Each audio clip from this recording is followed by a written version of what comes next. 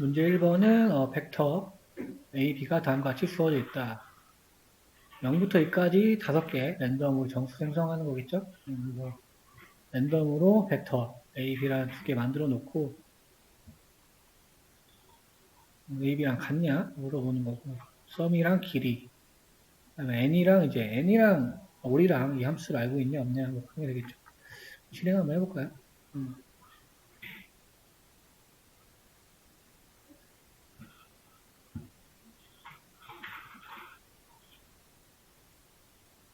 음.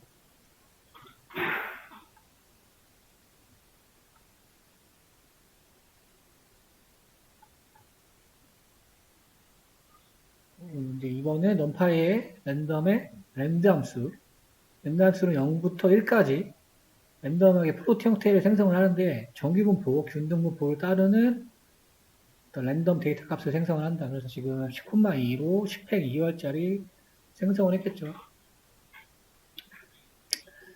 그래서 여기서 Z가 가리키는 벡터 항목 중에서 열별 최대값을 1로 해라. 그리고 0이면은 행방향이라고 말씀드렸어요. 행방향.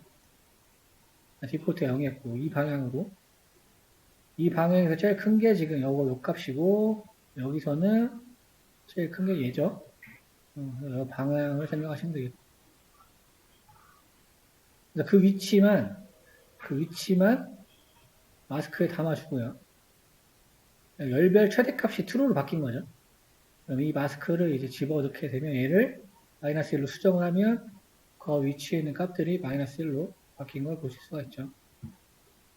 이렇게 검사하는 코드. 랜덤의 유니폼이라는 함수가 있습니다. 얘도 이제 부동소수점으로 만들어내는 코드고요. 지정된 구간 0부터 1까지 해서 균등하게 10개를 생성해라가 되겠죠.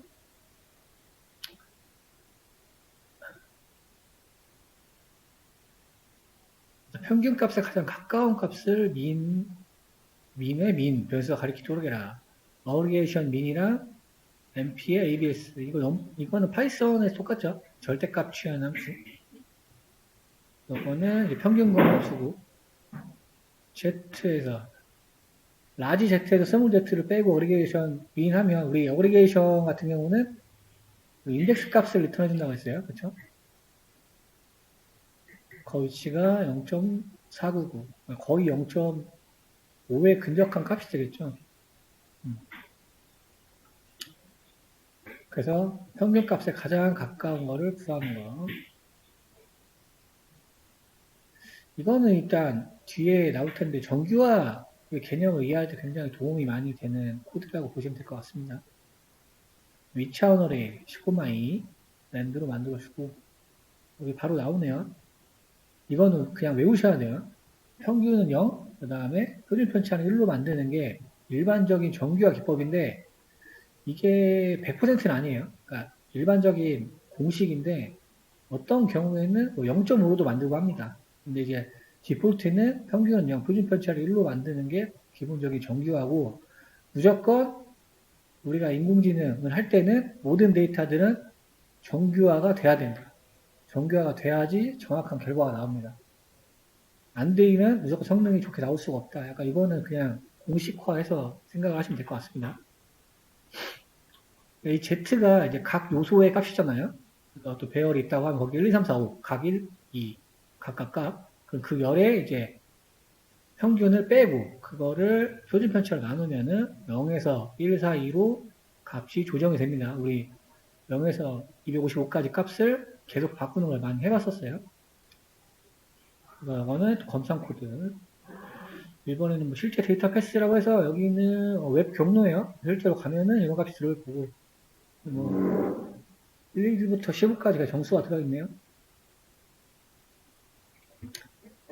그래서 여기서는 numpy의 gen from txt, txt로부터 뭐 generate 해라 이런 게 있고 델리미터는 우리 구분자라고 생각하면 구분자면은 로우 데이터 우리가 이걸 보통 로우 데이터라고 부르죠. 로우 데이터가 지금 콤마로 구분이 되어 있는 거고요. 어떤 데이터들은 세미콜론으로 구분이 되어 있을 수도 있고 어떤 데이터들은 스페이스바로 구분이 되어 있을 수 있고 어떤 데이터들은 또 탭 기호 이런 걸로 구분이 될 수 있어요. 그런 거를 지정해주는 델리미터. 여기서는 이렇게 지정을 했죠. 쉼표로. 간단합니다. 데이터 패스. 여기 이 경로에 있는 로우 데이터를 구분자 쉼표에서 읽어오고 데이터 타입은 numpy의 int 32비트로 지정을 하겠다가 되겠습니다. 그러니까 사실 뭐 이 웹에 있는 그냥 이 데이터를 어레이로 가져온 것 뿐이죠. 그러니까 이름 자체도 txt from generate 이렇게 보시면 되고 디비전 모드는 목과 나머지를 만들어주는 함수가 있었어요.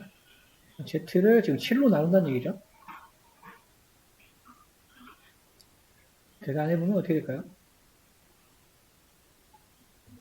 1 나누기 7 이런 식으로 될 거니까. 목은 0인 거죠. 지금 이거 잘 보셔야 돼요. 7 나누기 1이에요. 1 나누기 7인데 이때 뭐예요? 목은 0인 거예요. 0. 나머지가 1인 거죠. 우리가 일반적으로 생각하는 거랑 컴퓨터 생각하는 거 조금 다릅니다. 우리 이거 파이썬 시간에 많이 했었으니까. 지금 이렇게 나오고 있죠. 그래서 목은 0, 나머지는 1. 리턴이 두 가지 형태로 얘는 목을 가진 배열이고요. 얘는 나머지를 가진 배열이 되겠죠. 두 가지로 리턴이 되더라. 7로 나누어 떨어지는 항목의 수를 가리켜라. 7로 나누어 떨어지는 거가 있나요? 7의 배수는 떨어지겠죠? 지금 안을 보면은 그럼 뭐 7이랑 14가 딱 맞겠죠? 그래서 두 개라고 나와 있고 검산 코드가 7로 나눴을 때 나머지가 3인 거만 가리키도록 해라.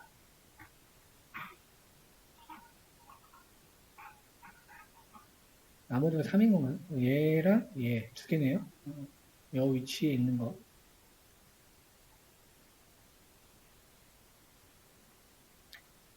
다음에 랜덤 시드를 3을 그냥 주고 랜딩인트 0부터 50까지 랜덤한 숫자를 생성해서 4 곱하기 3 행렬로 만들어라. 이런 식으로 생성이 됐고요. 2차원이죠. 여기서 1번 열에 위치한 값들을 재배치해서 x가 가리키도록 해야. 이거 뭐였죠? 행 전체를 의미하는 거죠. 행 전체. 행 전체를 의미하고 열은 1번만 선택을 했어요. 그러니까 요거를 의미하는 거죠. 여기. 여기서 어그리게이션 소트. 분류를 하면은 2, 3, 34, 40으로 바뀌겠죠. 여기 바뀐 거 확인할 수 있죠. 2, 3, 34, 44. 다음에 요거는 뭐 참고만 하시면 될 것 같아요. 넘파이에 이제 수학 관련된 함수들이 굉장히 많은데 뭐 다 있습니다. 뭐 탄젠트, 하이퍼볼 탄젠트, 사인, 코사인 이런 거를 이용해서 불러 호출해서 사용을 하시면 돼요. 여기는 이제 시각화하는 부분이라서 이거는 뒤에서 우리가 전문적으로 다룰 거기 때문에 그냥 넘파이에서 어떤 함수를 불러다가 그리면은 이렇게 나오더라. 이거만 보시면 될 것 같아요.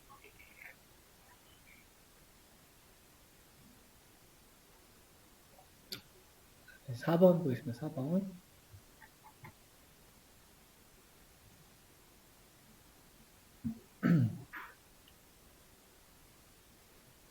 여기 보면은 14, 21, 2 이렇게 만들어 놨는데 리쉐입을 했네요.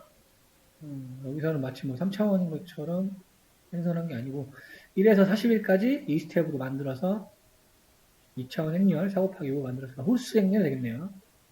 검사하는 코드고 저번 시간에 했던 거 복습하는 겁니다. H 스택을 우리 호리조날 그러니까 수평 방향으로 붙여지면 되는 거고요. V 스택은 버티칼이니까 열 방향으로 붙으면 되는 그러니까 형상을 해서 기억하시면 되겠습니다. 각각 ABC의 각각 형태를 가진 2차원 모양을 만들고요. V 스택 A, B니까 밑으로 붙여라가 되겠죠. 그럼 이제 B가 그냥 밑으로 와서 붙는 거. A, C면은 이제 C가 만들어서 붙겠죠. 콘캐트네트도 이제 동일합니다. 여기 액시스 0이니까 행방향이니까 수직 얘는 열방향이니까 이렇게 붙은 거고 얘는 이렇게 붙은 거죠.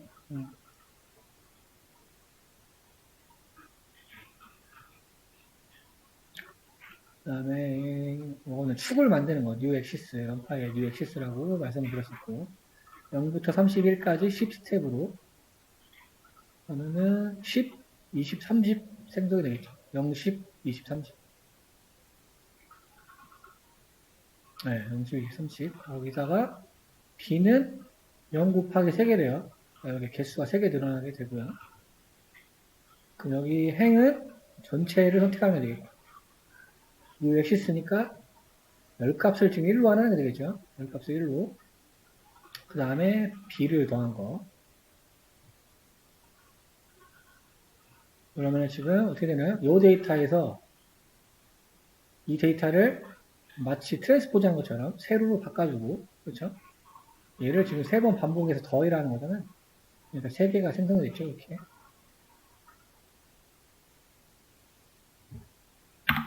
이 엑시스. 이 자리가 열 자리인데, 열이 1로 된 거라고 생각하시면 된다고 했어요. 그러니까, 원래 1차원이었는데, 1열이 되는 거니까, 얘가 1열로 정렬이 돼야 되겠죠. 마치 트랜스포즈 된 것처럼.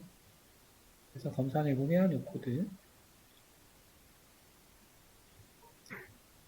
요거는 똑같은데 숫자만 바뀌었죠? 네. 똑같은데 범위만 아까 000이었다고 하면 얘는 1부터 4까지 그러니까 1, 2, 3이 되겠죠. 그래서 이렇게 1, 2, 3이 더해진 게 되겠습니다. 6번은 뭐 플로트 형태네요. 플로트 형태고 0번 열은 2배, 1번 열은 3배, 2번 열은 8배 각각 적용하는 코드를 만들겠다. 뭐 그냥 곱하면 되죠. 왜 곱해지나요? 모양이 같으니까. 브로드캐스팅이 되기 때문에 2차원하고 1차원이 곱해져도 정상적으로 곱해져도 증거를 확인할 수 있죠. 그 다음에 2차원 어레이가 있고 각 행의 평균값으로 이루어진 5콤마일 모양의 어떤 변수를 만들어라. 소수점 이하는 버리고 데이터 타입은 32비트. 그다음에 뭐 min, axis, keep, dims 뭐 이렇게 뭐 어렵게 나왔네. 그냥 우리가 서술하는 대로 그대로 함수로 적으면 된다고 생각하시는 게 편합니다. 파이썬이 굉장히 직관적이어서 우리가 한국어로 표현하는 대로 구현을 하면 돼요. x를 평균을 구해라. 어떻게 구해요? 열방향으로 평균을 구하라는 얘기죠. 그다음에 keep dims는 인자인데 용어를 보시면 디멘전을 유지해라는 거죠. 차원 유지해라.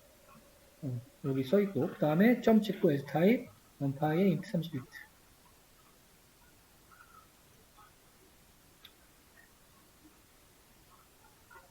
이거 한번 계산해 보시면 되신가요? 네. 의심이 가시면 한번 더해가지고 정리해서 계산해 보세요. 자, 지금 이거니까 1이니까 요거죠, 요거. 용어를 헷갈리시면 안 된다고 했습니다. 얘가 지금 표현이 이렇게 있잖아요. 그렇죠? 내가 항상 방향을 생각해야 돼요. 액시스 열방향. 각 행의 평균값. 각 행의 평균값이니까 이 방향이 맞죠? 그러니까 용어가 좀 헷갈려요. 그래서 본인이 정의를 한번 잘 해두셔야 돼요.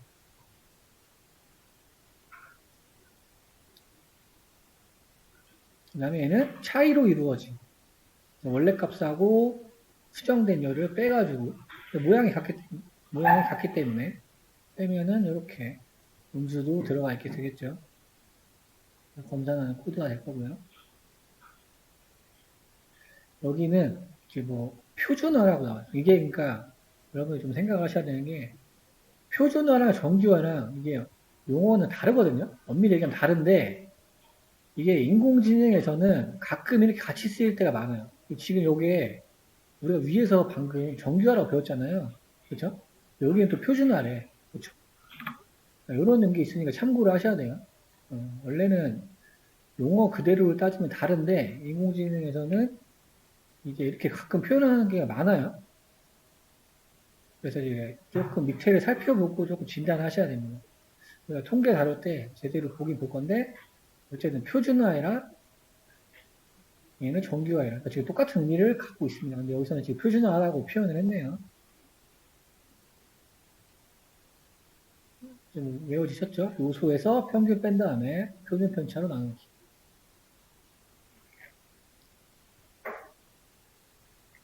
여기도 지금 표준화 용어가 나오는데 행별로 표준화해라. 행별. 열방향 얘기하는 거죠. 엑시스 1.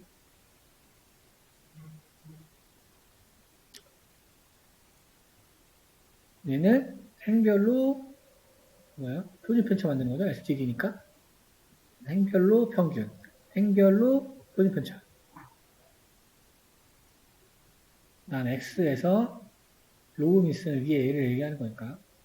그 다음에 행 전체 열은 새롭게 하나 주고 만들고요. 그러니까 즉 이 공식은 뭐예요? 행별로 정규화, 표준화를 하는 코드가 되는 거죠. 범위를 지정했으니까요. 전체 데이터가 아니고. 이 정도로 보시면 될 것 같습니다. 그 다음에 그냥 넘파이 5번으로 되어 있는 거 볼게요.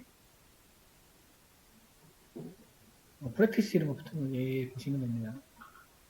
어차피 선형대 수랑 통계는 우리가 제대로 보고 갈 거기 때문에 지금 약간 이해가 안 가셔도 자주 봤으니까, 그렇죠? X-X 민 STD 저도 하도 많이 봐가지고 이제 거의 외워졌는데 실제 예제가 좀 들어있는 걸로 어떻게 활용하는지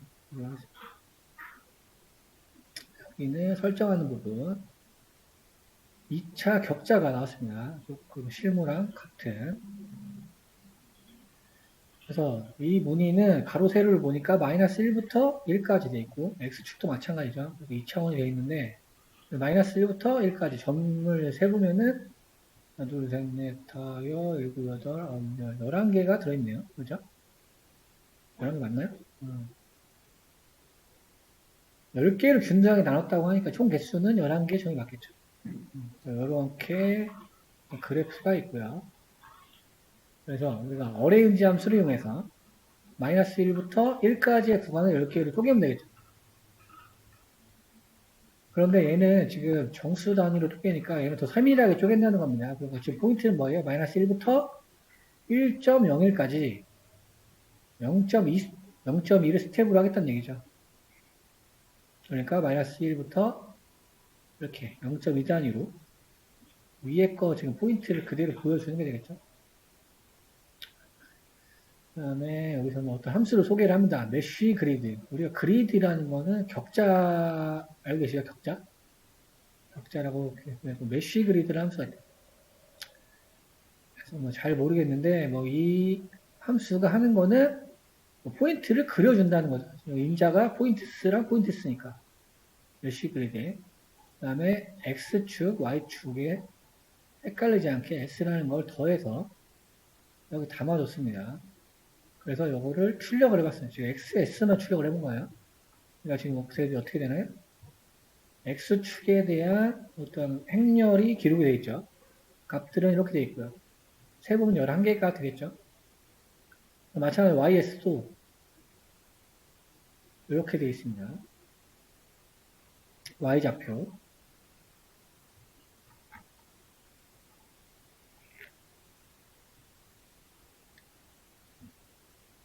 지금 이렇게 보이는 이유는 뭐예요? Y니까 이렇게 보이는 게 Y니까.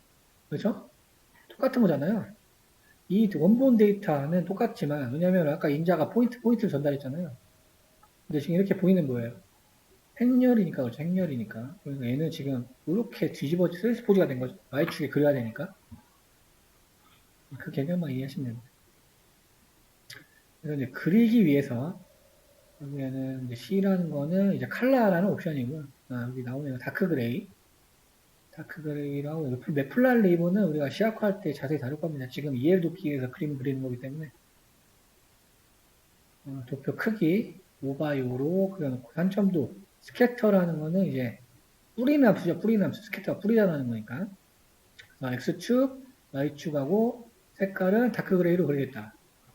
위에 봤던 그래프가 지금 똑같이 그려진 거예요. 격자를 가지고 있는 거. 배경화면을 그리는 아이디어. 배경화면 우리가 그릴 때 요거를 뭐 색칠을 할 수도 있겠지만 여기서는 그런 아이디어가 아니라 점을 더 촘촘하게 찍으면 된다라는 아이디어를 제공하고 있습니다. 그래서 우리가 아까는 마이너스 1부터 1.02까지 0.2 스텝이었다면 0.02 스텝으로 쪼갠다는 거예요. 그럼 굉장히 10배가 되겠죠, 10배.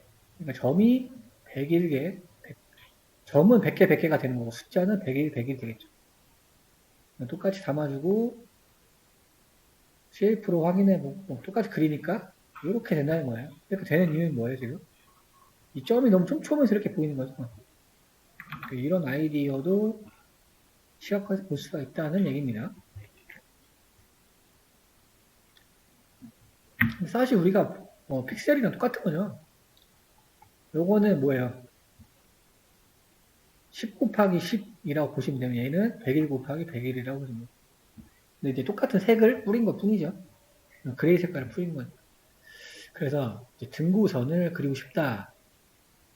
그래서 아이디어를 또 각각 제곱을 했어요. 얘도 제곱.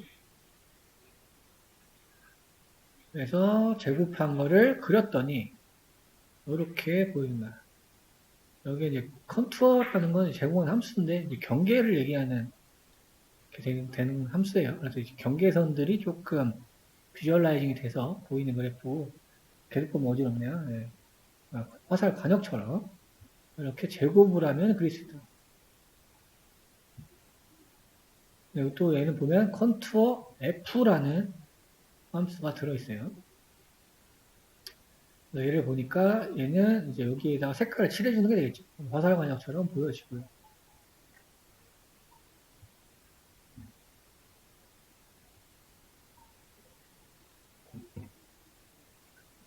그 다음에 이제 지금 나온 데이터셋은 아마 직역도로 보셔야 될 거예요. 이제 붓꽃 데이터셋인데요.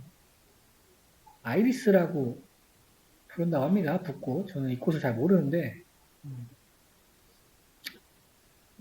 여기 이런 코드들은 이제 데이터셋에서 가져오는 자동화 코드라고 보시면 돼요. 그래서 이거는 파이썬 코드긴 한데 받아와서 데이터라는 폴더를 만들고 폴더가 없으면 폴더를 만들고 그 다음에 그 파일 경로에서 데이터를 가져온다 이런 거예요. 여기 보면은 이제 대학 서버에서 가져오죠.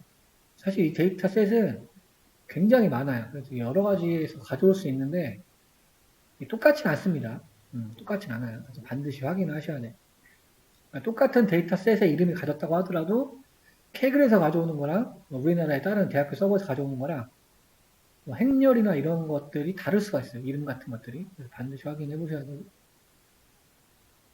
그래서 이 코드는 아이리스 데이터, 아이리스라는 거에 점 하면은 여기에 이 변수에 접근할 수가 있고 이런 값들이 들어있다고 해요.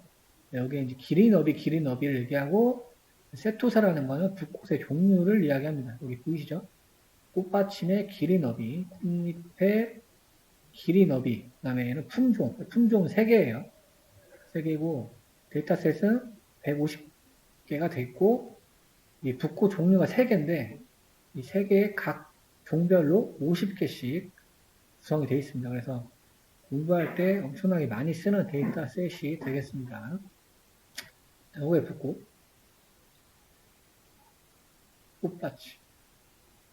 꽃받침 꽃잎 이렇게 되어 있습니다.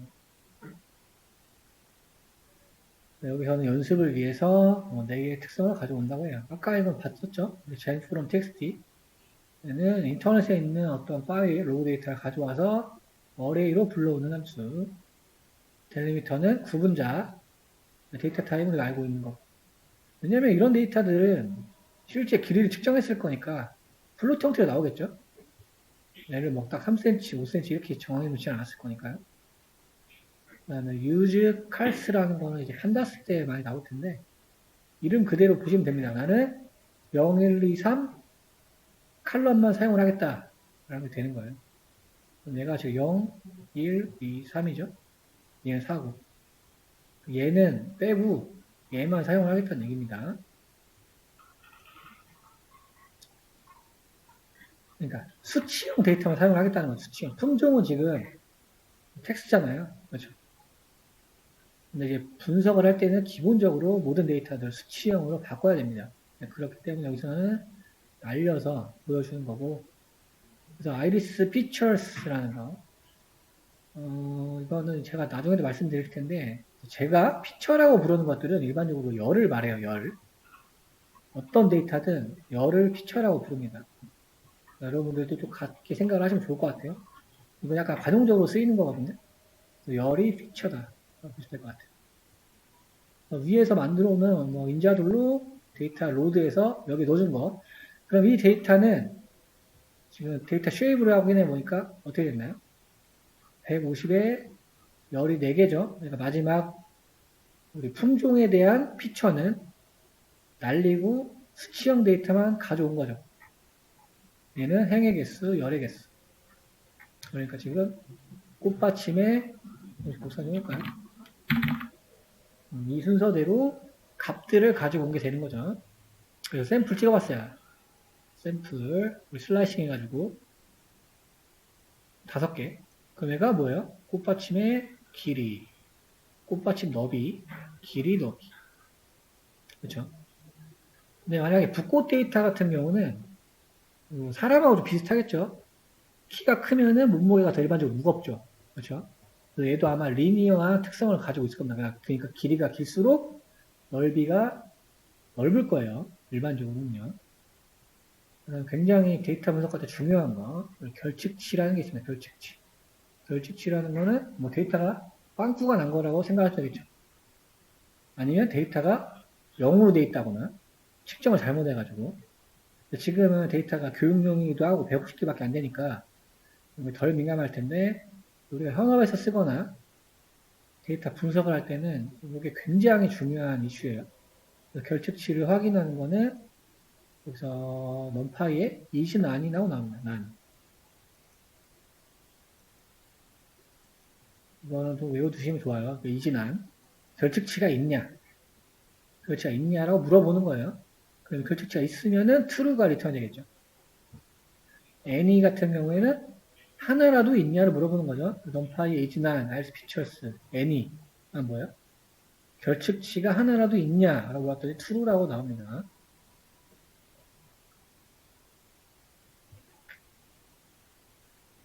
그래서 이번에는 결측치가 열에만 있는지 확인하려면 어떻게 돼요? 특정 열에만 있는지. 행방향으로 조회를 해주면 되겠죠. 행방향으로 조회를 해봤더니 true, true, true, false, true. 그러니까 뭐예요, 지금? 0, 1, 2, 3. 꽃잎 너비 열에 결측치가 있다고 대답을 해준 거죠. 그 열이니까. 엑시스형, 행방향. 그래가지고 우리 저번 시간에 배웠던 썸 함수. 썸 함수를 확인해 봤어요. 그러면은 위에는 열별로 모여있고 귀찮으니까 전체 아이리스 피처스라의 썸 결측치가 몇 개냐 하니까 3개가 있다고 나옵니다. true가 1로 계산이 되기 때문에 그냥 합계라고 생각하시면 돼요. 그래서 결측치 개수를 세준다고 생각하시면 되겠습니다. 3개가 있다고 해요. 그런데 아까 여기서 봤을 때 3번 열에만 결측이 있다고 확인했잖아요. 그러니까 꽃잎 너비에만 결측이 있다는 거죠. 행 전체 3번 열만 조회했을 때 똑같죠? 이거랑 똑같다고 보기 좀 어렵고 이거를 통해서 이걸 알 수 있었던 거죠. 그래서 전체에서도 3개 있는데 여튼 한쪽 한 피처에서만 결측이 3개 있다는 겁니다. 이진안.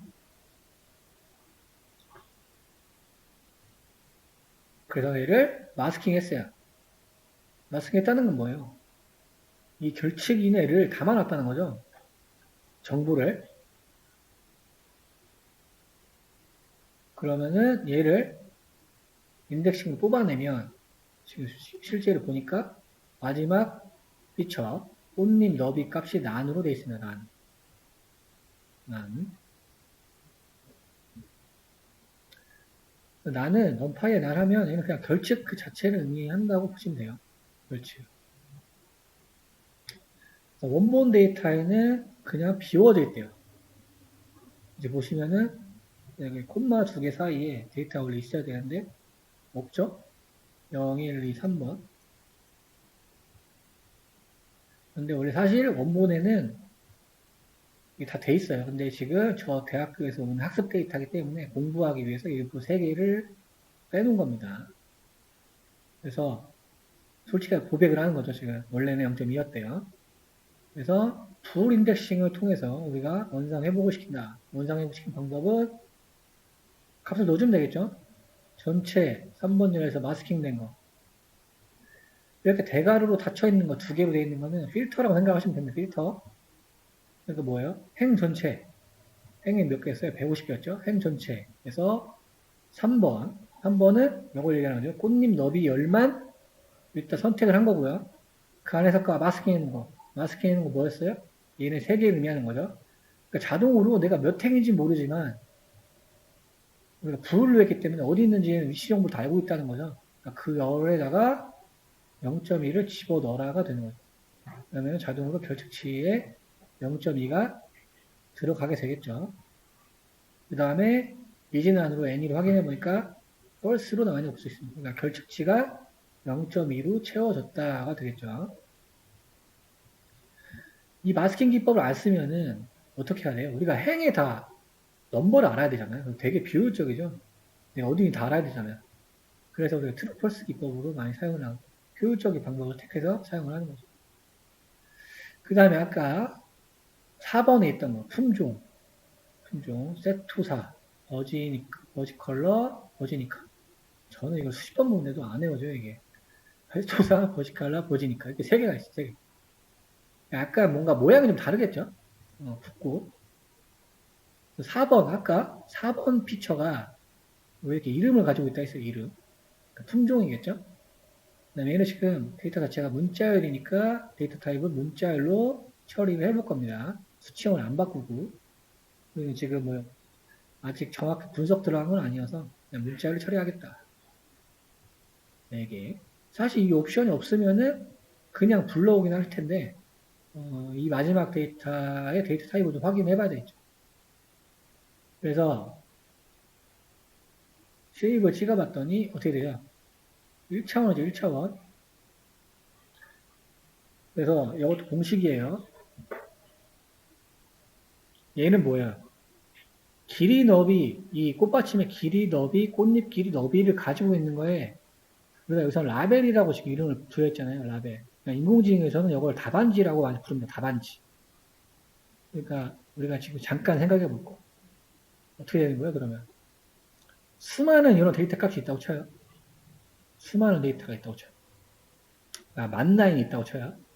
그 다음에 여 한쪽 열에 얘가 세토사냐, 버지칼라냐, 버지니카라는 답안지가 적혀 있겠죠. 그렇죠. 그러면은 얘를 우리가 인공지능으로 학습을 시켜요. 학습을 시킨 다음에 꽃밭, 지금 우리가 나가가지고 집 앞에 있는 거 꽃밭집 길이, 너비, 꽃잎 길이, 너비를, 길이를 재. 그 다음에 걔를 입력으로 넣어줘요. 그러면 인공지능 학습한 게 뭘 결과를 내주는 거예요? 아, 그런 길이를 가진 네가 입력으로 넣은 값은 아마 세토사일 거야. 버시칼라일 거야. 버지니카일 거라고 인공지능이 답을 주는 겁니다. 지금 인공지능의 약간 개념을 설명을 해드린 거예요.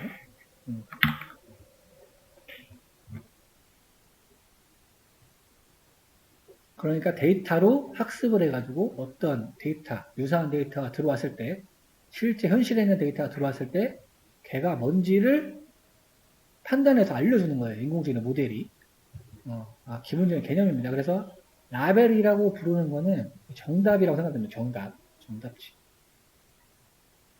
정답지는 1차원이죠. 왜냐면은 세투사, 버지칼라, 버지니카의 텍스트로만 기록되어 있을 거니까요.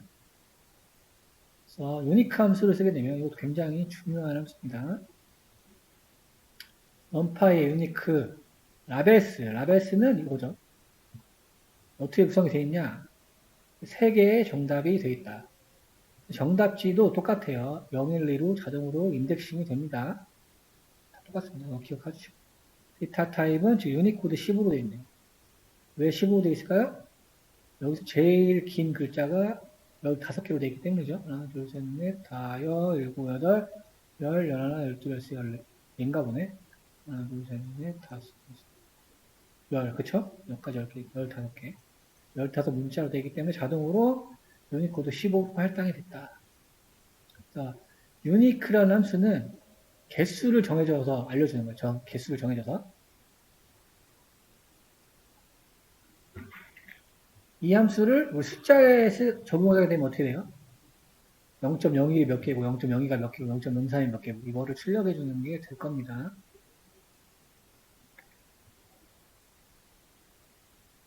그 다음에 여기 뽀문이 나왔네요. 베리어티라는 변수를 받아서 카운트라인 넘파의 카운트 논제부 제로가 아닌 걸 지금 세라는 함수가 되겠죠. 그러니까 모든 함수를 외우실 필요 없어요. 그냥 이름을 보고 때려 맞추는 게 거의 맞아요. 저도 이 함수 외우지 않습니다. 보면은 카운트 논제로래요. 논제로 세라는 거잖아요.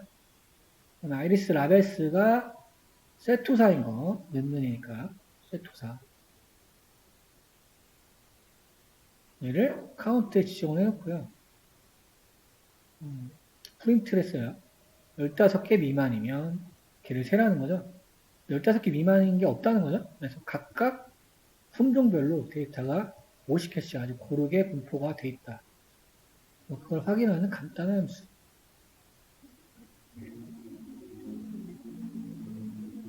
네, 산점도 그래프. 산점도가 우리 스캐터 말하는 겁니다. 스캐터. 뿌리는 함수. 그러면은 꽃잎의 길이와 너비. 꽃잎의 길이 너비래요. 그러니까 지금 인덱스로 보면 0일 2번, 3번이겠죠? 2번, 3번. x를 꽃잎의 길이, y를 너비로 지정을 하겠다. x, y 대문자로 지정해놨고 이렇게 인덱싱을 했습니다. 행 전체에 2번 열 뽑으면 되겠죠? y는 행 전체에 3번 열 뽑으면 되는 거예요. 그러면은 그 해당 부분만 인덱싱한 거죠. 인덱싱 한다는 게 어느 이제 데이터, 원하는 데이터만 뽑겠다는 얘기잖아요. 이거는 뭐 산점도를 그리는 어떤 함수인데, 이거는 나중에 시각할 때 제대로 다뤄보도록 하겠습니다. 쭉 그려봤어요. 그랬더니, 뭐였어요? 얘가 길이죠, 길이. 길이. 얘가 넓이고. 지금 데이터 분포가 이렇게 나오잖아요. 그러니까 이런 걸 우리가 리니어하다고 하죠. 선형 그래프다. 선형 그래프의 의미는 뭐예요? 길이가 길수록 넓이가 넓다. 일반적인 특성을 보이고 있죠. 만약 여기 중간중간에 뭐 이렇게 있는 거는 우리가 이상치라고 부르죠. 여기서는 뭐 돌연변이라고 볼 수도 있겠네요. 이렇게 살펴볼 수가 있고.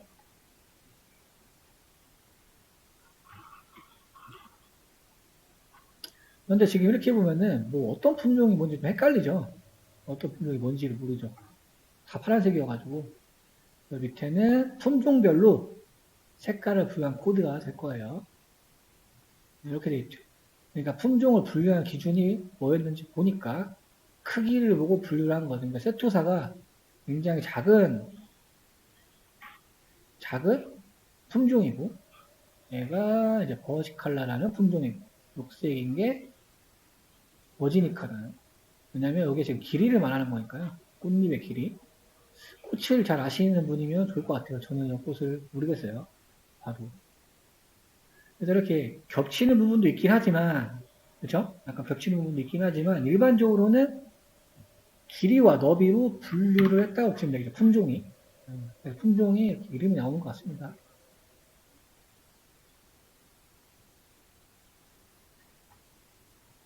자꾸 시각화 코드 같은 게 나오냐. 시각화 코드는 어차피 나중에 자세히 할 거기 때문에 리뷰하는 식으로만 여기 PLT에 그리드라는 옵션을 주게 되면 이렇게 뒤에 격자가 생기죠. 그래서 약간 사람 눈으로 봤을 때 조금 더 숫자를 조금 보기 쉽다고 해야 할까요? 그렇죠? 경계선을 그어주니까. 그다음에 색깔을 지정하는 코드도 들어 있습니다. 그래서 아이보리 색으로 넣어놨는데 이렇게 배경 색깔도 지정할 수가 있고요. 그 다음에 여기서는 뭐 컨투어 함수랑 컨투어 F 아까 있던 거 있었잖아요. 등고선 그린 함수랑 메쉬 그레이를 이용해가지고 굳이 구분을 하겠다고 합니다. 굳이 이렇게 시각화하는 시간이 아니니까. 근데 제가 봤을 때는 개인적으로는 이렇게 그릴 것 같으면 안 그리는 게 나을 것 같습니다. 별로 예쁘지가 않아요. 예. 시각화하는 것도 데이터 사이언티스트한테 굉장히 중요한 능력이에요. 어떻게 보면 한 거의 50%라고도 볼 수 있어요. 이건 자세히 다룰 거긴 한데, 아무튼 막 여러 가지로 커스텀해서 원하는 형태를 그릴 수 있다. 나오는데, 지금 보면 코드가 좀 복잡해 보이실 수도 있어요. 그래서, 이거는 조금 나중에 여러 가지 이제 라이브러리를 활용해보면서 본인의 스타일로 맞춰서 찾아가시면 되고, 얘는 이제 등구선까지 낀 거. 여기서는 뭐 약간 구분선을 회색으로 지정해 준 거고요. 여기서는 약간 검은색으로 지정해 준 거고요. 이렇게 되어 있습니다. 허용대수. 우리가 이제 벡터가 나오죠, 벡터. 차원이라는 것도 우리가 많이 접했었고, 벡터라는 얘기도 많이 했었고. 여기서는 XY. 2차원 벡터를 말하고 있는 거예요, 벡터. 이거 1차원이 아니에요. 각각 벡터가 방향과 크기를 갖고 있기 때문에, 방향과 크기를 갖고 있기 때문에. 3차원인 경우, 키, 몸무게, 나이. 얘는 3차원 벡터다라고 표현을 합니다. 그 다음에 4번의 시험 점수 이루어지는 4차원 벡터. 그러니까 우리가 알고 있던 거랑 조금 헷갈리시면 안 됩니다. 우리가 맨날 이런 것이 1차원 이랬잖아요. 그렇죠? 그런데 2차원 공간에서 얘를 볼 때는 각각 방향과 크기를 갖고 있기 때문에 2차원 벡터라고 볼 수가 있고, 얘는 각각 값이 다르고 다른 값을 갖죠. 3차원 벡터, 그 다음에 같은 데이터지만 4번의 어떤 행위가 있었어요. 얘는 4차원 벡터라고 부릅니다. 우리가 리스트랑 벡터를 조금 동일하게 생각하실 수가 있겠죠. 그래서 제가 리스트 컴프레hension이 벡터다라고 파이썬 시간에 잠깐 말씀드린 적이 있을 거예요. 3일 2차원 벡터라고 했죠. 근데 이제 리스트로만 보면은 얘는 그냥 리스트죠. 파이썬에서 표현을 하게 되면 얘는 3개 3차원 벡터라고 볼 수가 있습니다. 얘는 4개 각각 어느 벡터의 차원을 공개되겠고, 연산은 이미 다 알고 있는 거예요. 이미 알고 있고 조금 더 심화해서 라이브러리까지 들여다보는 겁니다. 그러니까 즉 우리가 생각하는 일반적인 add 함수라고 보시면 돼요. 여기 v가 붙은 거는 내가 벡터를 더한다는 거를 볼 수가 있죠.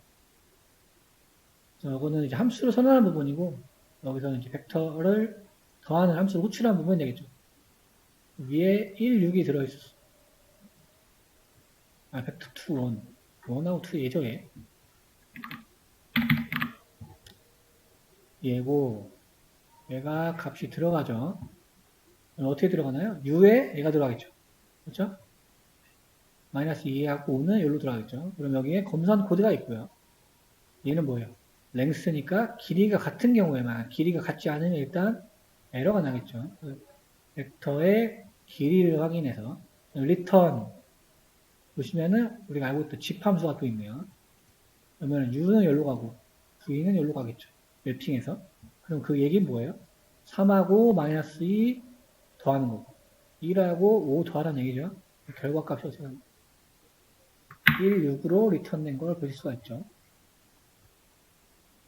그래서 약간 이거를 조금 공부하기 위해서 요거가 이런 주피터들이 좀 포함이 되어 있습니다. 요거 그러면은 우리 몸무게 더하는 거? 뭐 이거 똑같겠죠? 요 데이터니까. 각각 이거야. 그렇죠? 그러니까 이제 뭐 더하기가 있으니까 당연히 밑에만 빼기도 있고 할 것 같아요. 벡터 리스트의 합 보면은 우리 올 함수 계속 나오고 있는데 올이랑 애니 함수 이런 게 썼었죠.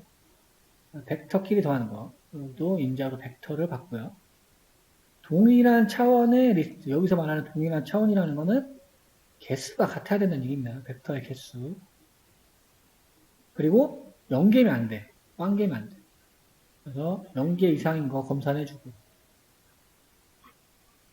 벡터 0의 개수. 벡터스의 0이라고 이렇게 지금 인덱싱을 하게 되면 몇 개가 들어올지 모르잖아요. 벡터가. 어쨌든 하나의 벡터의 개수를 의미하는 거죠. 우리가 0번 인덱싱을 한 거니까요. 그 다음에 올 함수는 두 개의 벡터의 크기랑 벡터를 V로 받아서 거기에 요소들, 그러니까 벡터 안 요소들 개수를 확인하는 거가 되겠죠. 그 즉 뭐예요?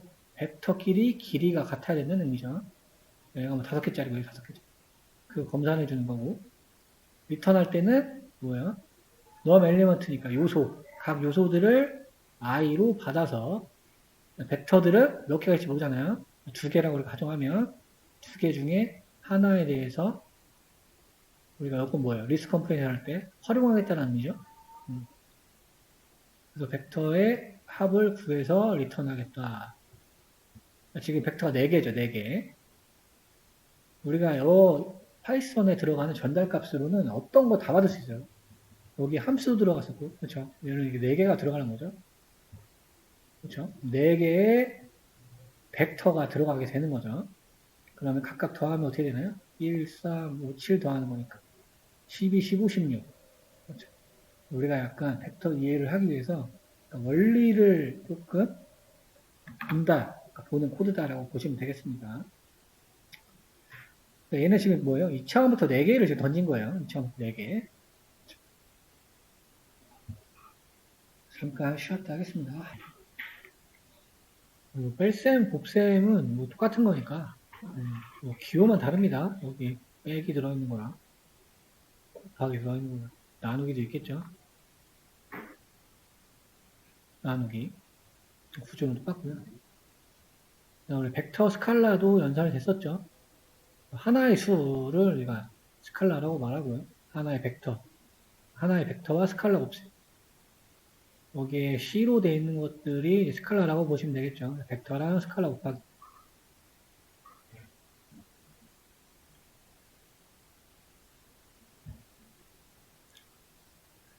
요거는 뭐 여러 개의 동일 차원의 벡터가 주어졌을 때 벡터 길이가 똑같은 얘기죠.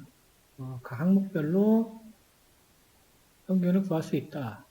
벡터의 길이 구해주고 벡터의 합계 그 다음에 n분의 1 길이로 나눠주면 각 항목별로 평균을 구할 수 있다. 그럼 3, 2, 7, 6 더해서 평균 2, 5, 5, 3 평균 그 공식이고요. 얘도 마찬가지겠죠. 그러니까 어떤 벡터가 들어가든 간에 그 벡터의 길이에 맞게끔 각 요소별로 평균을 구할 수 있다. 내적은 우리가 곱하기가 되겠죠. 곱하기.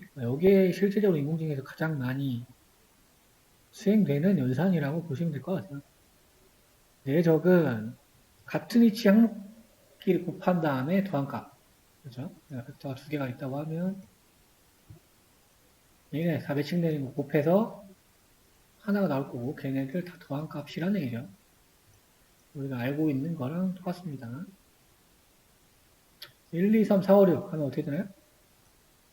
4 더하기 10 더하기 18이 되겠죠. 22에 32. 걔를 우리가 들여다본 거죠. 그냥 그 함수가 어떻게 되는지. 그러면 이런 식으로 구성이 된다. 중요한 건 길이가 같아야 된다. 벡터의 크기는 자신과 내적의 제곱근이다. 벡터 3, 4의 크기는 뭐냐? 5라는 얘기가 되겠죠. 마치 피타고라스 공식이랑 똑같죠? 대학생 구하는 거. a제곱 플러스 b제곱 5의 제곱 3벡터 3, 4의 크기 벡터의 크기를 구할 때 그 공식이라고 보시면 되겠습니다. SQRT 뭐라고 말씀드렸죠? 저번 시간에 스퀘어 루트 제곱근이죠, 제곱근. 그래서 제곱근 같은 경우에는 우리가 저번에는 넘파이에도 SQRT가 있었지만 여기서는 임포트 매스예요. 수학 라이브러리 말하는 거죠. 수학 라이브러리. 매스.sqrt 여긴 뭔가요? .vv 벡터 2개를 내적한 거죠? 내적한 거에다가 걔를 루트 씌운 거죠. 5가 나왔죠, 그래서. 9 더하기 16이니까요. 그렇죠? 9 더하기 16에서 루트 25잖아요. 그렇죠? 루트 25를 루트 씌운 거. 그래서 5.0이 나왔다. 행렬도 우리가 다뤄봤지만 간단하게 짚고만 가겠습니다. 나온 내용들이니까 2 곱하기 3, 3 곱하기 2 행렬.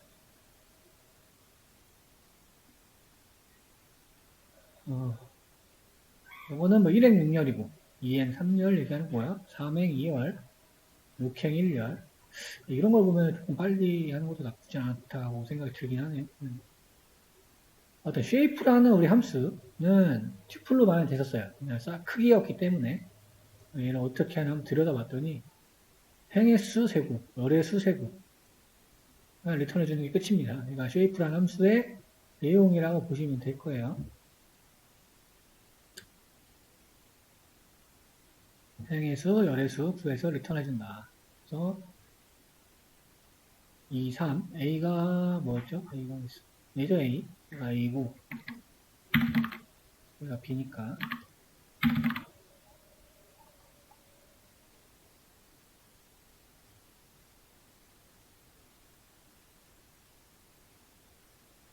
B도 똑같죠? 3행 2열.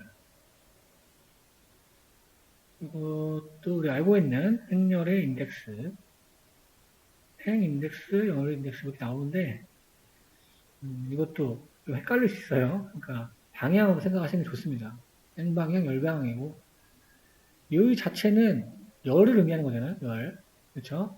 얘는 행을 의미하는 거고 이거는 통일된 거죠. 얘는 우리가 볼 때는 인간의 눈으로 봤을 때 1행이지만 인덱스를 하게 되면 0번 인덱스 행이 되는 거고요. 그 차이밖에 없습니다.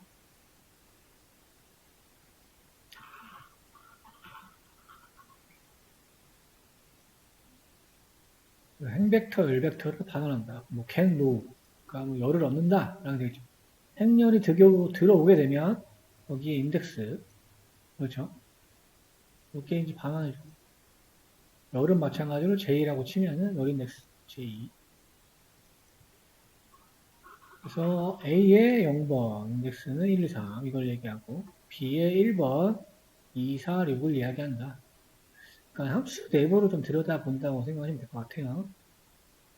여기에 있는 어느 뭐 기호, IJ, IJ 이런 거는 더 헷갈리니까 이런 거는 그냥 의미상만 생각해 주시고 행렬 초기화. 행렬 같은 경우는 보통 희소행렬, 밀집행렬 이런 게 있으니까 0으로만 채울 수도 있고 1로만 채울 수도 있고 뭐 특정 수로 채울 수도 있겠죠. make matrix라는 함수는 행렬을 생성한다. 인자가 뭐 3개가 사용된다고 합니다. 행의 수, 열의 수, 그 다음에 entry fn. 얘는 ij가 주어지면 항목을 배상한다. ij 모양의 함수. 그래서 행수, 열수, 그죠? 그 다음에 entry fn. 이거 받았어요. 그래서 얘는 희소행렬, 제로 매트릭스. 제로스라는 함수를 들여다보니까 뭐 특별한 거 없죠. 그냥 지정해주고 람다로 넣어준 게 끝이에요. ij에 0을 넣어줘라. 그 다음에 리턴해주라. 그럼 각 n과 열에 0으로 채워준다. 뭐 이런 느낌인 거죠. 이해만 하시면 됩니다. 우리가 이런 함수를 구현하나요, 보통? 구현하지 않죠. 네. 다 이미 픽스가 돼 있고, 이미 다 라이브러리로 올라가 있는 것들이죠. 이해를 돕기 위해서 보는 겁니다. 1행렬, 1로 채워져 있는 수는 우리가 뭐 논파이의 원스라는 함수도 있었잖아요. 그 함수랑 똑같다 보시면 돼요. 용어로는 밀집행렬이라고 부릅니다. 밀집행렬. 얘도 똑같이 여기서 1로 채워주는 게 끝이죠. 5행 7열을 1로 채워주는 거. 그 다음에 뭐 인이행렬, 랜덤 매트리스 0과 1, 우리가 0과 1 사이로 막 구하는 것들이 많이 있었잖아요.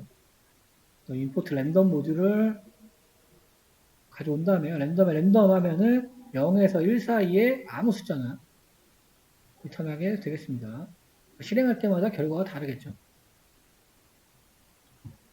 걔는 어떻게 하냐? 요거밖에 차이가 없는 거예요. 여기 안에 이렇게 랜덤에 랜덤이 있었어요. 우리가 보통 랜드라고 불렀던 거. 그렇죠? 제로스 원수는 우리가 배웠던 거고 랜드 함수 같은 경우는 행렬 2개 인자를 받는다. 여기서 이렇게 얘기하면은 이걸 나중에 한 게 좀 잘못된 것 같은데 5행 3열 만드는 거고 만드는 각 값들은 0에서 1 사이의 값들 랜덤을 생성해서 만드는 게 되겠죠. 라운드 함수는 우리가 반올림 그렇죠? 해준 함수고 자릿수로 지정할 수 있었어요. 그래서 이렇게 n 디지스의 자릿수까지 지정을 해서 여기는 라운드 함수로 감쌌고 랜덤에 랜덤으로 임의 숫자를 만들어 놓고 자릿수를 픽스한다. 그죠? 그다음에 여기 라운드가 되어 있으니까 이 함수 안에 이렇게 들어놓게 되면은 어떤 소수점 자릿수만큼 리턴을 해주겠죠. make 매트리스 함수를 여기서 리턴해 준 거예요. 파이썬에서는 다 객체이기 때문에 함수를 리턴하든 받든 다 가능하다고 말씀드렸었습니다. 랜드 5에 3 나가니까 세 자릿수까지 리턴을 해준 게 되겠죠. 근데 지금 기본 인자를 사용했어요. 자릿수 전달 안 한 거죠, 지금. 생략할 경우에는 얘가 기본값으로 되어 있기 때문에 두 자릿수가 적용이 된 거죠. 그러니까 5행 3열을 만들어라 라는 함수니까요. 여기에 마지막에 자릿수를 전달을 하게 되면 이렇게 5자리까지 전달이 되는 걸 확인할 수 있습니다. 어떻게 보면 약간 수학적인 함수의 원리라고 보시면 될 것 같아요. 여기는 키워드 인자죠, 키워드 인자. 그래서 5자리. 항등행렬은 우리 태각행렬이죠. 이렇게 구성되어 있는 거고, 나머지는 영일행렬을 말한다. 이 행렬을 쓰는 이유를 연산을 효율적으로 하기 위함입니다. 이거는 나중에 행렬 곱하다 보면은 자연스럽게 이해가 되실 거고요.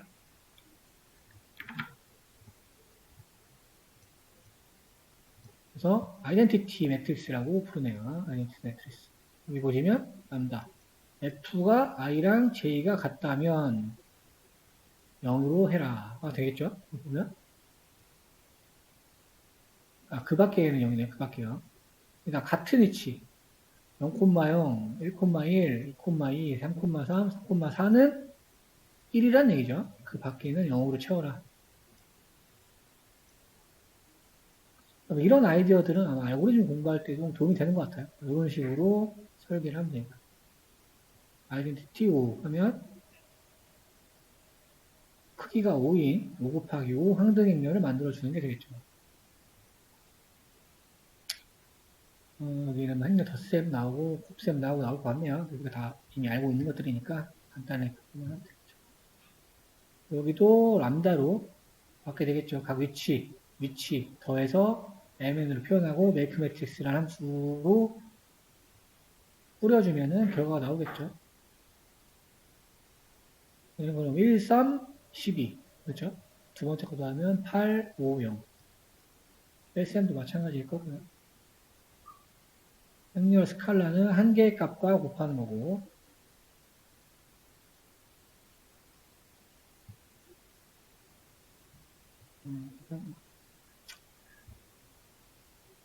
행렬 곱셈은 우리가 정말 다 해봤죠? 갈라서 곱하면 되니까. 1, 3, 0, 2, 2, 1, 1, 1, 0, 1, 2, 0, 마이너스 1, 6, 1. 그래서 모양이 최종적으로 2 곱하기 3과 3 곱하기 2를 곱하면은 이 결과가 나오죠. 2 곱하기 2는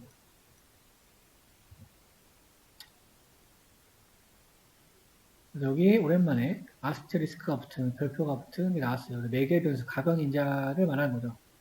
크기가 어쨌든 간에 다 받을 수 있다는 의미가 될 거고요. 그래서 행렬 곱셈을 구현한 거. 맨멀. 우리 함수 이 이름 기억나시죠? 맨멀? 안을 들여다보니까 복잡하게 리스트 컴프레이션이 되어 있긴 하지만 요거를 그대로 구현해놓은 거예요. 마찬가지 맨멀. 얘는 3 곱하기 2랑 2 곱하기 4행렬 곱한 거니까 결과가 어떻게 나오나요? 3 곱하기 4로 나오겠죠? 얘는 3행 4열짜리니까 요거 항등원은 자기 자신 얘기하는 거죠. 100을 곱했을 때 항등행렬을 곱했을 때 자기 자신이 나오면 항등원이다. 그렇죠? 이렇게 3 곱하기 2행렬에 항등원을 곱했는데 자기 자신이 나왔어요. 그러니까 이런 행렬은 항등행렬이다. 전치 행렬은 트랜스포즈가 되는 거고 AT로 표기하는 건 이건 행렬 요소니까요. 보면은 집 M을 봤죠, M. 그래서 모든 칼에 대해서 길이를 구해서 리턴을 해주고 순서가 뒤바뀌게 되는 거죠. 트랜스포즈 X 얘를 리턴해주면 918374인 3 곱하기 2행렬로 트랜스포즈가 되는 거죠. 이거는 뭐 행렬 공식이 나오는데요. 검사하는 코드로 보시면 될 것 같아요. 트랜스포즈 한 거를 또 트랜스포즈 하면 자기 자신 나오는 게 맞고. 검사 코드라고 보시면 되겠습니다. 이거 뭐 이해만 하시면 되죠. 이것보다는 약간 이게 더 재밌으실 거예요. 통계 기초인데, 요거는 조금 이해할 게 많이 필요하니까 이거 보도록 하겠습니다. 오늘 거 주피터의 통계 기초라고 있어요. 사실 뭐 많은 거는 기본적인 지식이 많이 필요한 건 아니고요. 여기에 있는 용어들만 이해하시고 이제 앞으로 우리가 머신러닝 들어가게 되면 거기 나오는 함수 이름들 개념을 이해하고 그 함수를 적절히 불러다가 사용을 하시면 됩니다. 공학의 목표는 그게 맞은 그거니까요. 그래서 우리 평균값 이런 거 다 알고 계시죠? 평균값. 근데 아마 이거는 생소할 수 있어요. 중앙값, 최빈값. 중앙값은 말 그대로 0부터 10까지 있는 중앙값은 어디 있는 거 5죠, 5. 최빈값은 빈도가 가장 많은 값을 얘기합니다. 빈도. 그래서 그렇게 이해를 하시면 좋고요.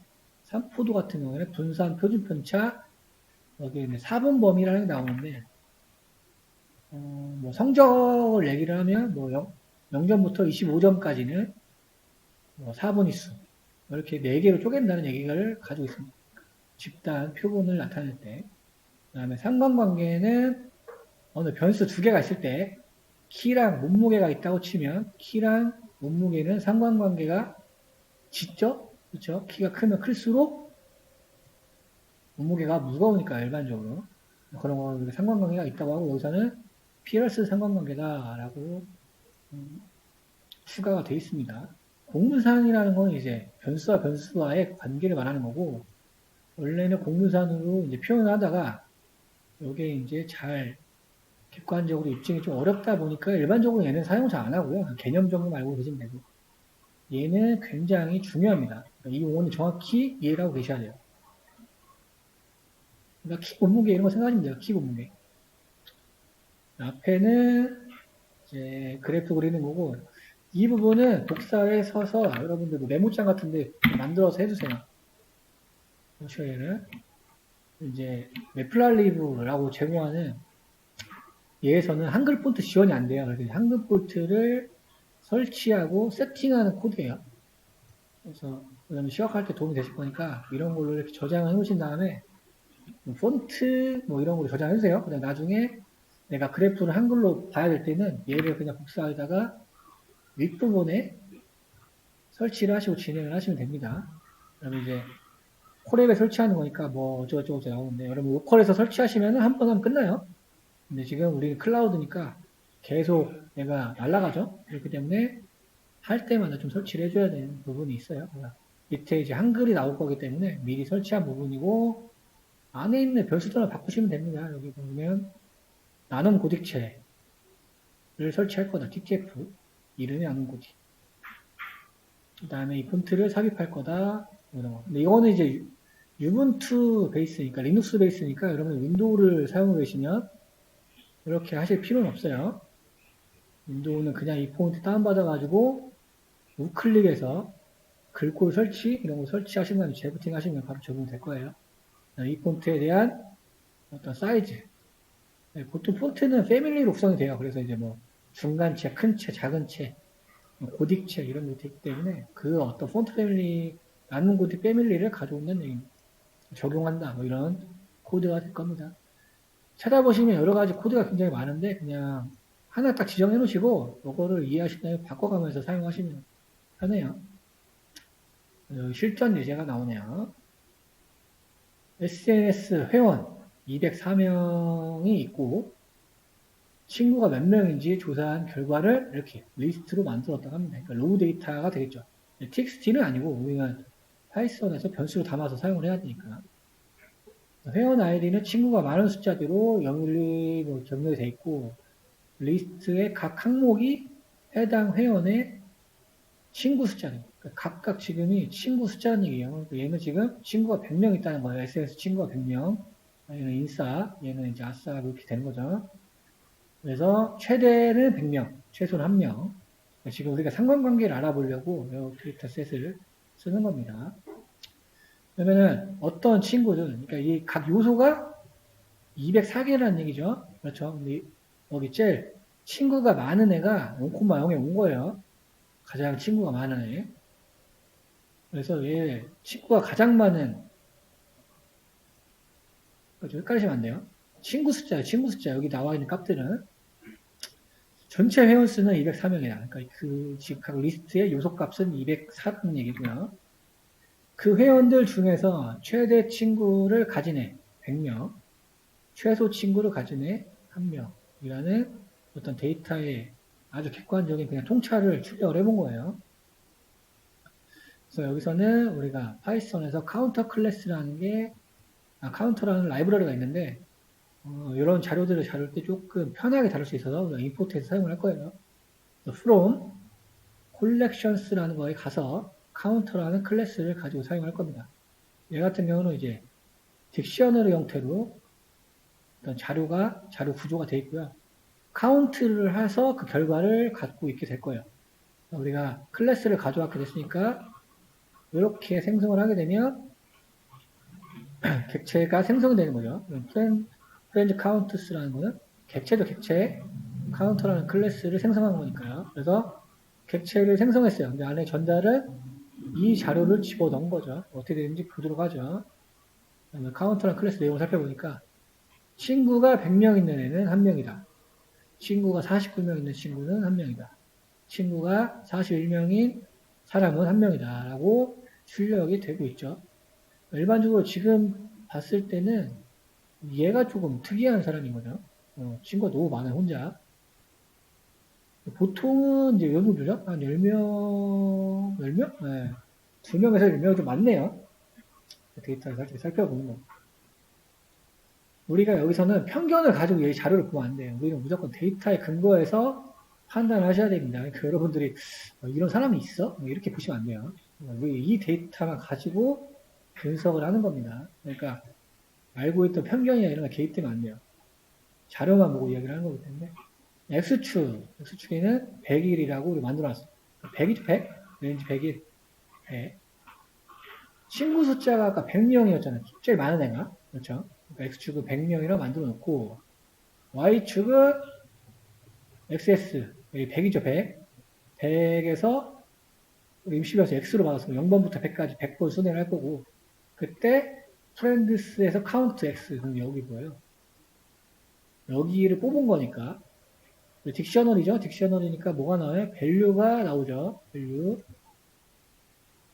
뭔가 좀 잘못된 것 같은데? 아닌가? 그래서 그래프를 그려본 거예요. 여기 눈금 지정하는 거고, X축은 친구 숫자.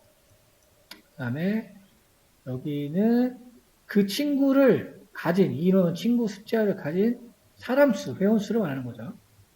그러니까 보통 여기가 되게 많죠. 그러니까 여기 지금 한 명, 이 친구가 상당히 특이한 친구인 거예요.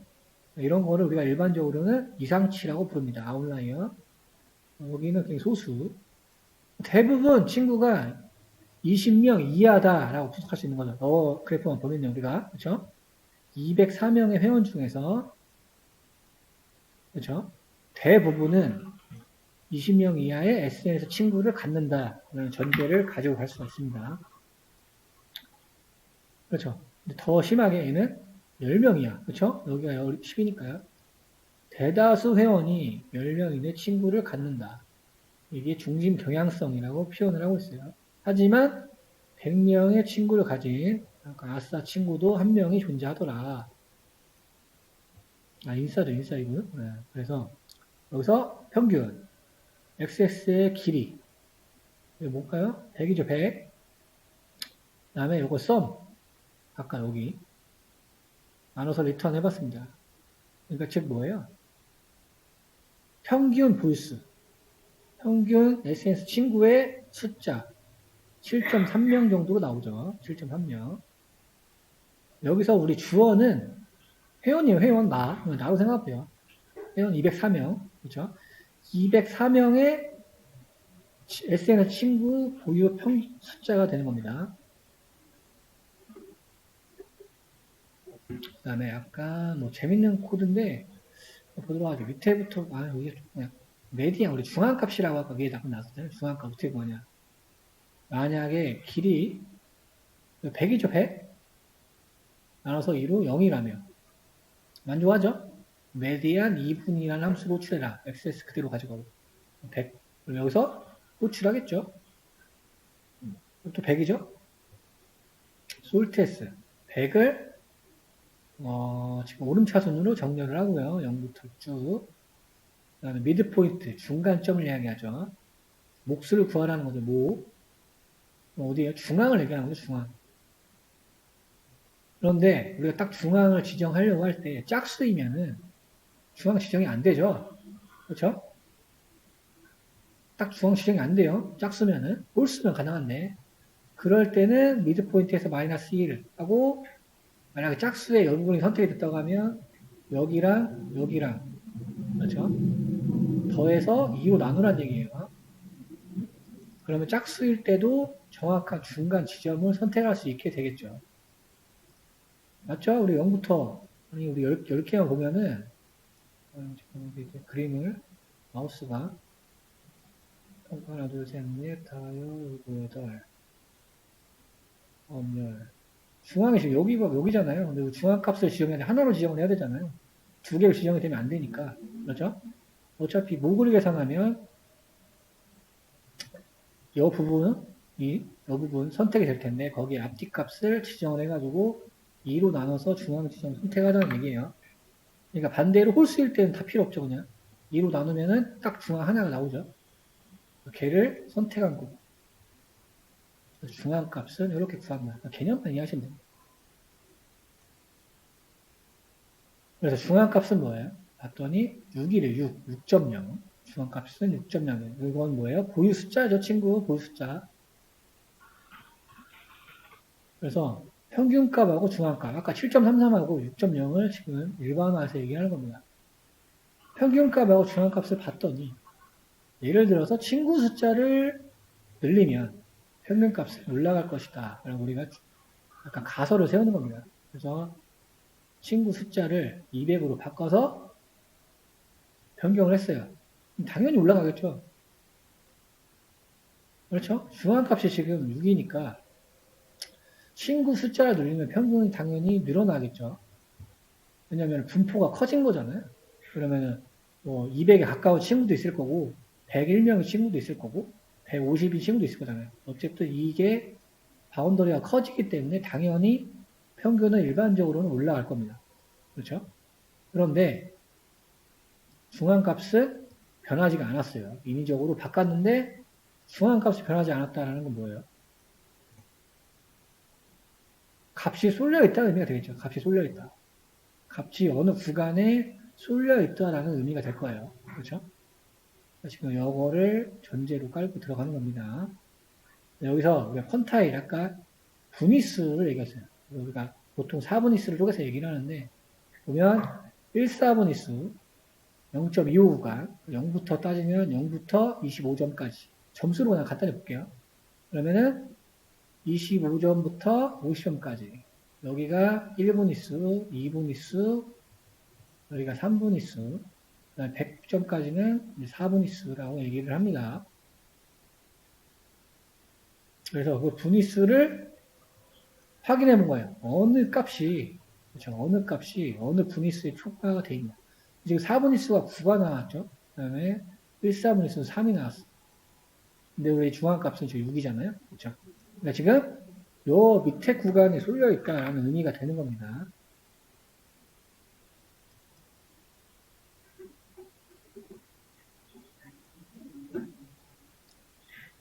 그리고 최빈값 아까 최대 빈도수를 갖는 거를 예약했어요. 그래서 지금 모드라고 나오죠. 모드. 함수를 한번 볼까요? 잠깐. 보면은 만약 카운트가 뭐예요? x축을 넣은 거예요. 그러니까 여기다가는 203명이죠. 204? 203명 친구의 회원 보일수. 아까 100이죠. 100. 100. 변명에 대한 약간 X였잖아요. 그렇죠? Y축은 빈도수를 이야기한 거고, 그렇죠? 그러면은 카운트의 밸류스, 그러면은 밸류스를 구하겠죠? 값을 제일 구해서 최대값, 최대값이 뭐, 요 그래프의 최대값 뭔가요? 지금 22 정도 되겠죠? 22? 22. 걔를 구했고 일단. 그래서 만약 카운트가 리스트 컴프레션이죠.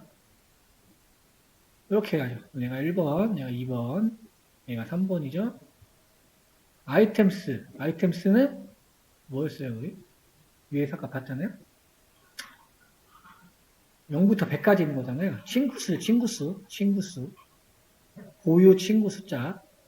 그 중에서 지금 미시변수 xi랑 카운트 두 개로 받았어요. 왜냐면 아이템스는 두 개 리턴인 거죠. 그러면 x는 얘는 지금 친구 보유 숫자가 들어갈 거고, 그렇죠? 카운트스에는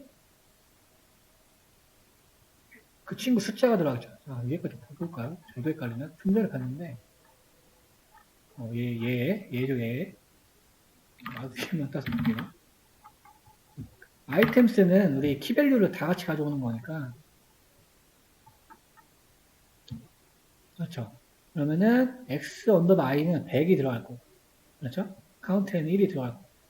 그런데 이 자료들 중에서 맥스 카운트 아까 25 넘는 걸 얘기한 거죠? 그렇죠? 걔네만 지정해서 xi로 활용을 하겠다라는 게 되겠죠. 얘를 모드스.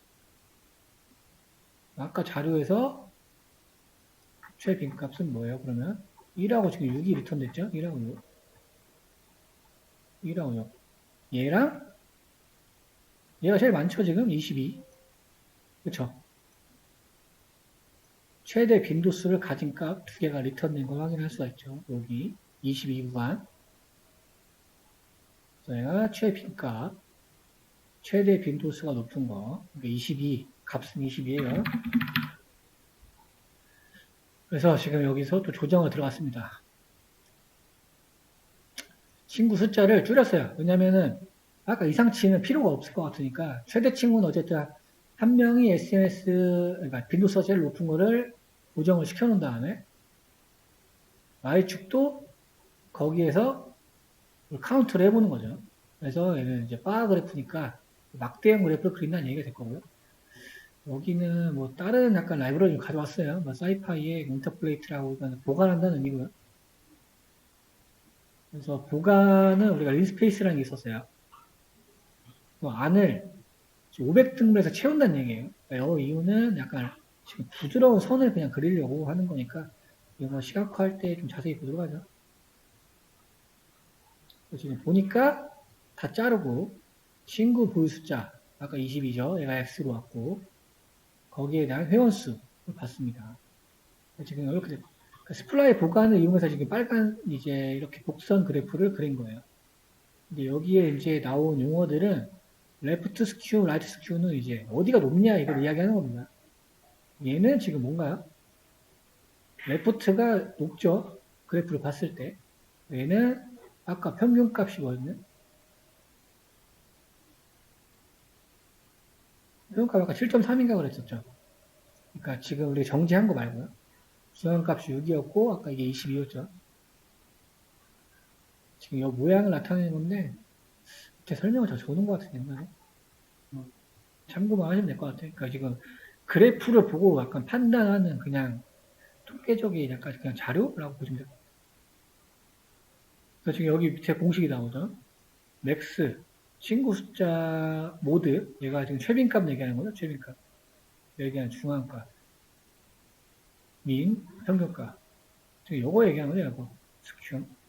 그러니까 라이트가 쭉 꺼졌다. 오른쪽이. 그래서 이 데이터들은 평균값이 더 크고 중앙값 모두 했을 때 true라고 리턴이 된 걸 볼 수가 있습니다. 그래서 뭐 3포도 분산이 나오고 있어요. 데이터 레인지, 데이터의 범위, 그죠? 최 최대값에서 최대값 뺀 거. 그래서 이게 왜 이렇게 나와요? 아까 100에서 1 뺀 거죠? 아까 100명이었잖아요. 그렇죠? 친구가 제일 많은 회원은 100명이었고, 친구가 제일 적은 회원은 한 명의 친구밖에 없다고 했으니까 99가 나왔고, 여기 IQR을 위에서 만들어 놓은 퀀타일 함수 XX랑 0.75 3, 4분위에서 1, 4분위를 뺀다는 게 되겠죠. 그래서 IQR에 친구를 지어봤더니 4분 범위가 리턴 됐습니다. 즉 6이라고 나왔죠. 6. 이거는 이제 내적 함수, 그 다음에 민이니까 평균 구하는 게 되겠고, 여기도 스퀘어의 합이니까 내적, 바니까 분산. 그냥 보시면 돼요. 이름만 보시면 됩니다. 분산, 그냥 이제 분산을 구했더니 81. 표준 편차는 뭐예요? 여기 제곱 씌우면 끝나죠? 표준 편차 약 9가 되겠죠? 81의 제곱이니까. 표준 편차 구했을 때는 9.03이 나오더라. 이 같은 경우는 수학 라이브러리에서 가져왔습니다. 분산의 제곱근이 표준 편차죠. 저번에 제가 알려드린 이미지 자료 보시면 될 거예요. 표준 편차, 분산의 제곱근. 수학적으로는 표현이 된 거. 위에는 그걸 구하기 위한 거예요. 분산 구하는 거. 그렇죠. 평균값의 차이는 왜 구해요? x에서 평균값 차이 구해가지고 걔를 표준 편차로 나눠야지 그 정규화 공식이 나왔던 거랑 비슷하게 생각을 하시면 될 거예요. 근데 분산과 표준 편차는 평균값에 의존적이다. 근데 이거는 그냥 명제죠, 명제. 당연한 거죠, 당연한 거. 분산과 표준 편차는 평균값에 의존적이다. 당연한 거. 아까 평균 실점 33인가 그랬죠? 평균값 이상치 영향을 받는 만큼 영향을 받는다. 여기서 말하는 이상치라는 거는 아까 친구가 100명 있는데 빈도수는 하나인 거. 이런 것들이 또 이상치라고 보면 됩니다. 그래서 지금 위에 말했던 선형 관계, 선형의 상관관계, 그러니까 두 피처, 여기서 말하는 두 피처는 뭘까요? 한 가지 피처는 뭐예요? 나고, 다른 피처는 뭐예요? SNS 친구 수준을 말하는 거죠. 그러니까 각 한 명의 회원이 친구를 몇 명 가지는 거에 두 개를 지금 피처로 정해서 상관관계가 있냐 없냐를 우리가 보려고 하는 겁니다. 그래서 두 종류의 데이터, 두 피처, 두 특성이 어떤 상관관계가 있는지를 파악할 때 여기서는 새롭게 추가했어요. SNS 소비 시간이라는 거. 추가했던 의미는 뭔가요? SNS 친구 보유 숫자와 그렇죠? SNS 친구 보유 숫자와 SNS 소비 시간이 어떤 상관관계가 있는가 를 찾기 위해서 데일리 미니트라는 변수랑 아까 노멀 프렌즈스였나요? 네, 걔랑 지금 상관관계를 찾으려고 하는 겁니다. 지금 딱 보니까 아까 여기가 100명인 친구였잖아요. 근데 100명인 친구인데 얘는 지금 SNS를 1분 쓰네요. 딱 데이터를 딱 통찰을 하고 들어가시면 조금 쉽겠죠. 어느 개수 몇 개예요? 204개죠, 204개. 공분산이라는 거는 정확히 이제 용어적 의미를 보면 두 데이터의 각각 평균을 기준으로 어떻게 상관이 되어 있는지 이렇게 COV라고 나옵니다. 이건 뭔가요? 양의 상관관계라고 우리가 말을 하죠. 커지면 Y도 커지죠. 키 몸무게 마찬가지야. 키 몸무게. 얘는 반대죠. 반대인 경우도 있겠죠.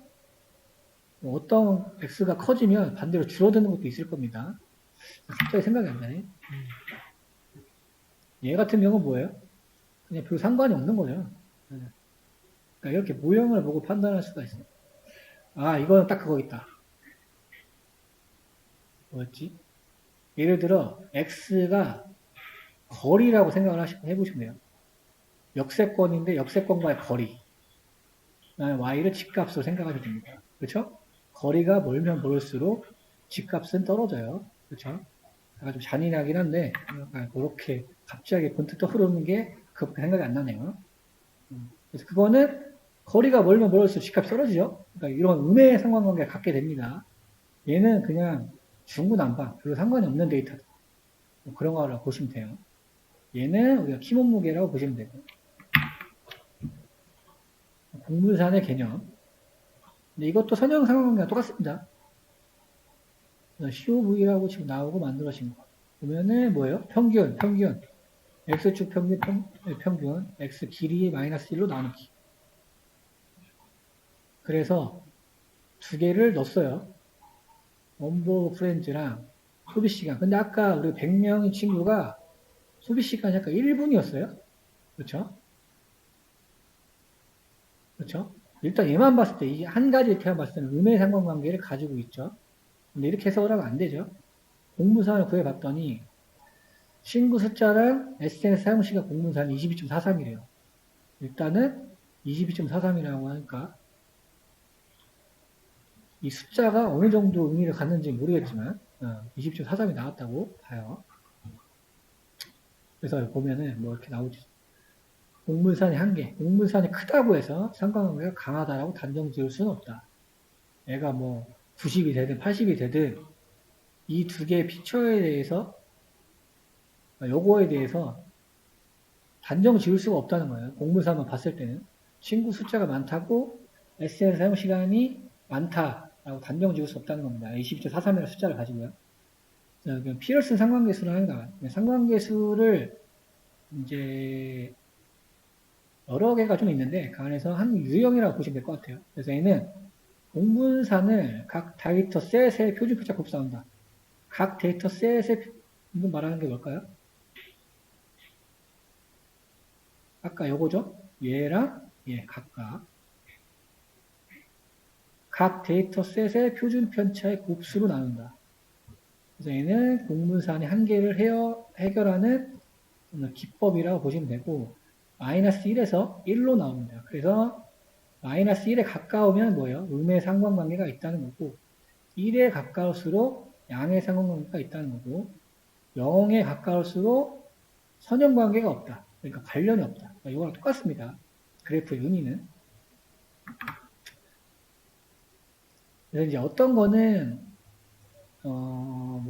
코사인 시밀러리티 이런 거는 이제 0에서 1 사이인데 피어스 상관계수는 마이너스 1에서 1 사이. 약간 이런 의미들이 좀 있어요. 여러 가지 유형이 나올 텐데 지금은 그냥 마이너스 1에서 1 값이다. 그리고 이것만 명확히 이해하시면 됩니다. 상관관계가. 여기서 딱 우리가 느낄 수 있는 건 뭐예요, 지금? 제가 봤을 때 딱 이 느낌이에요. 아까 그 앞에 100명의 친구랑 한 명을 보니까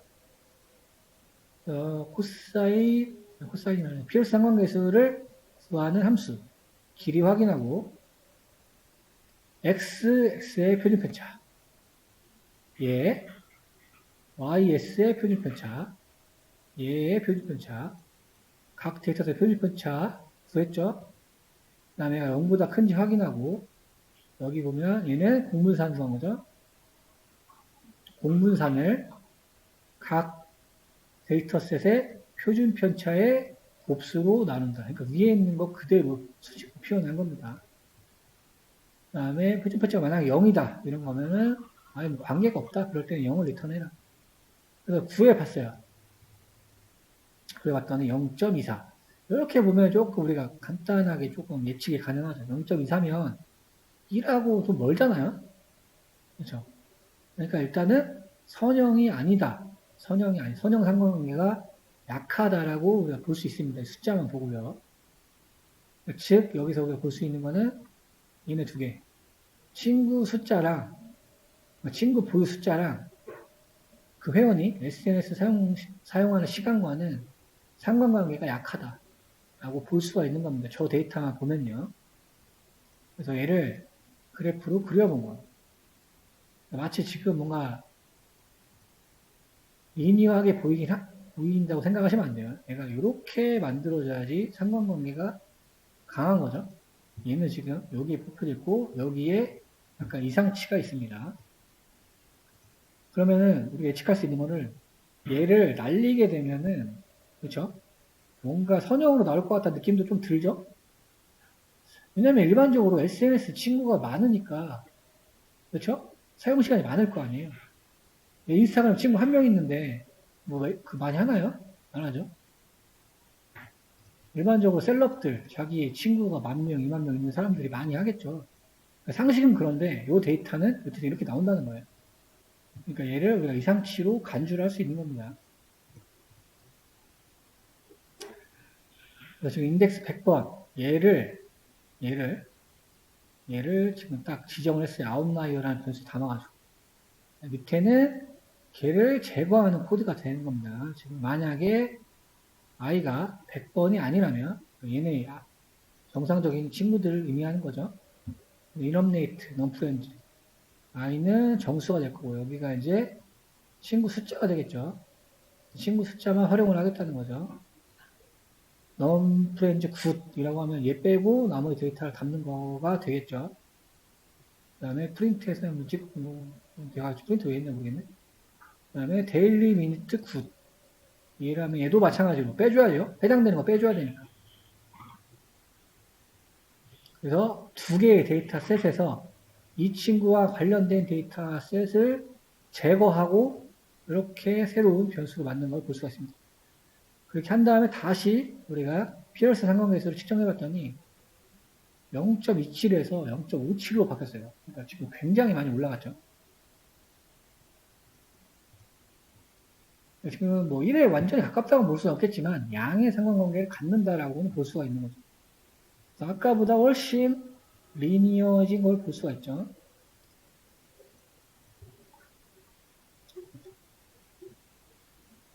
그러니까 여기서 우리가 알 수 있는 건 뭔가요? 이상치에 굉장히 민감한 걸 볼 수 있습니다. 이상치에.